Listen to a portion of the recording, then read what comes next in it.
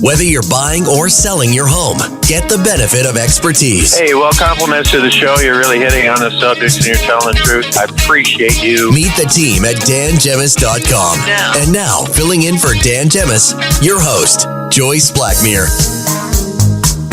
And welcome back to the show. Thanks for joining us. I'm Joyce Blackmere, Director of Sales with the Dan Gemis team. With me in studio, Lisa Ciparoni, Aaron Blackmere, sales reps with the team. Hello. Hi. How are you? I'm great. I don't know that. You know, I've got an answer for you now. You know, if we had a camera in studio, then yeah, That was interesting. yeah. Aaron's playing around. All right. So, sorry, you said you have an answer. I have an answer for you. Oh, for your mom. For my mom. Tell me. I've got a tie, actually. Okay. So we've got Lorelai Gilmore for Oh. Gilmore Girls. Yes. Yep. And then I saw the 70s show mom. I can't remember her name. Kitty Foreman. Kitty. She was great, She was cool. She was spicy. She was. She was awesome. So it's a tie. Lorelai wins a little bit more because I like Gilmore Girls, but And- those are my answers. There you go. And Kitty Foreman had a bit of a drinking problem, I think. Okay, so. that's Did she? All right. So a little bit more Lorelai.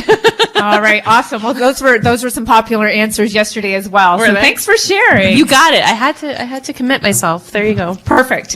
Well, guess what? We have Ron Bondi on the line, one of our other favorite people, to share a mortgage tip today. Hi, Ron. How are you? Fantastic. How about yourselves? Awesome. Amazing. Super. Glad to hear. It's always amazing when Aaron's around, right? Well, Absolutely. I had a question for you, Ron. Shoot. What's your stance on AI? On AI, Yeah. For or against? I would say I'm for it. Ow. There Go on to you your go. mortgage tip. Boy. do you have a reason for that?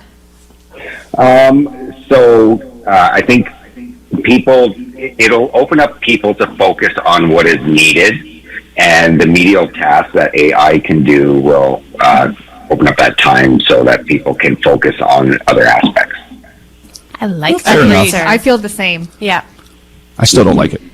And one other question, Ron, before you get to your tip. Who's your favorite TV show mom? Oh, boys.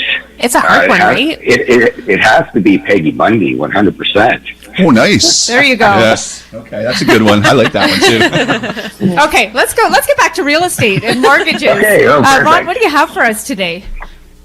So today, so everybody hears, 39, 44, 35, 42. Everybody hears all these fancy numbers, but not many people have a clue how they're calculated or what that actually means. So we're going to go over the terms and the numbers on how the bank actually calculates your qualification. Okay. So the first one would be GDS.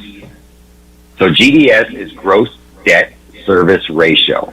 Now, what that means or what that entails is it basically takes your house debt compared to your income, your monthly income.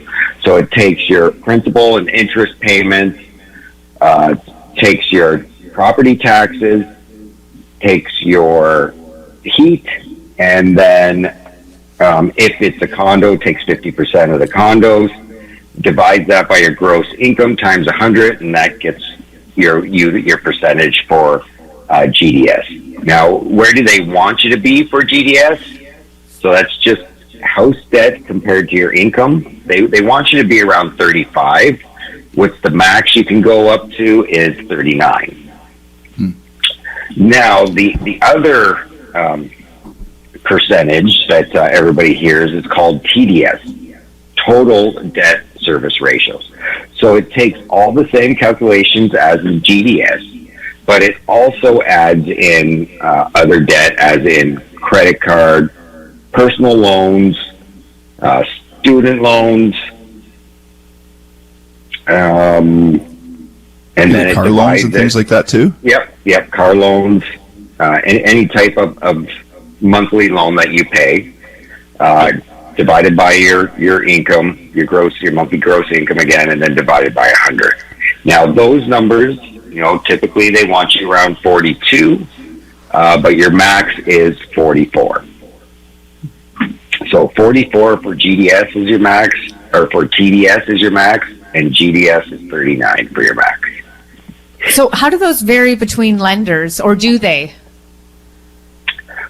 Typically, most lenders are the same.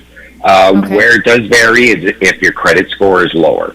So if your credit score is lower, then you have a hard stop at 42 and 35. You can't go up to that 44 and 39.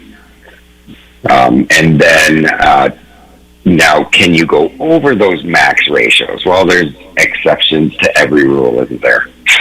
Absolutely. So, absolutely. So if we can, if it's slightly over and we have good mitigating factors, as in you're a great saver, we can show that you have lots of investments, or, you know, we can show that you've never been late on a payment. We can show that maybe you're caring for your mom and she helps you with the bills. We can't use that into the calculation, but we can use that as a mitigating factor, saying, you know, there is more income here than was shown because the mom lives with them and contributes to the bills. So, you know, mitigating factors allows you to stretch the ratios a little bit. Now, if you have to go more than a little bit, then you're looking at de-lending at that point. Now, would that take into account like the history? Like, let's say Aaron has an impeccable credit rating. Which I do. Congratulations. It's all because of Joyce. What's that? I said it's all because of Joyce. Yes. Pretty much. Obviously. But let's say he has a great credit rating. He's taken on some recent debt. I don't know what that would be. Maybe a new vehicle or something like that, line of credit. It's put him a little bit over, or maybe over where the bank feels comfortable. Would that history affect his ability to get the good history? Would that affect his ability to get approval? It could. They definitely will look at that he has great repayment options, that he's been repaying everything really well. But mostly what they're going to look at is saving habits, and like what you just mentioned, partly repayment habits, to go over ratios. So it's a case by case, and it even involves the property a little bit. They're going to look at the property, the marketability of the property, if they're going to go over ratios. Now, when we're going over ratios, we're talking not a lot. So once you get higher, once you get up to 50, you're 49, 50. You're going B lending. Oh, okay. Right. Okay. Interesting.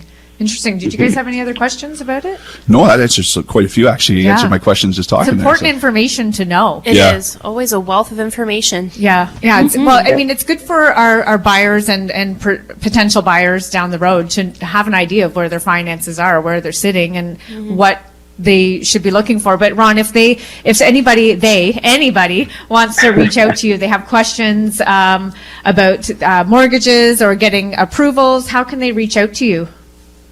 They can always reach me on my cell phone, 519-791-2961. Email me at ronbondi@supermortgageteam.ca, or they can look me up on my website at ronaldbondi.ca, or they can contact somebody at the Dan Gemis team and they'll put you in contact with me. Yes, bet. we will. Awesome. Ron, thank you. As always, we appreciate you. And thanks for having me. Of course. Happy Sunday. Thanks, Ron. Bye. Same to you. Enjoy your weekend. Bye-bye. Thanks, you too. That was Ron Bondi, mortgage agent from the Super Mortgage team at Dominion Lending. We're very fortunate to have him in our office. He's always available, answering all of our questions. I was actually interested because he hit that one saying when you get to that 49.50, that's when you go to B lending. I thought it was a little bit higher. Okay. But yeah, I didn't realize it was when you're 44, you can only hit that 49.50. So that's an eye opener for me. Well, you learned something new I today. did. I love it. Thanks I again, didn't need, Ron. I didn't need AI for it either. I needed Ron. Okay. There we go. So we are going to give away a $50 gift card to the Richmond Popcorn Company when we come back from the break. You can text your full name and the keyword FRESH, FRESH, to 10800, and we will do that draw just when we get back from the break. And I'm just going to have you continue to send us in the answers to our listener question today to you.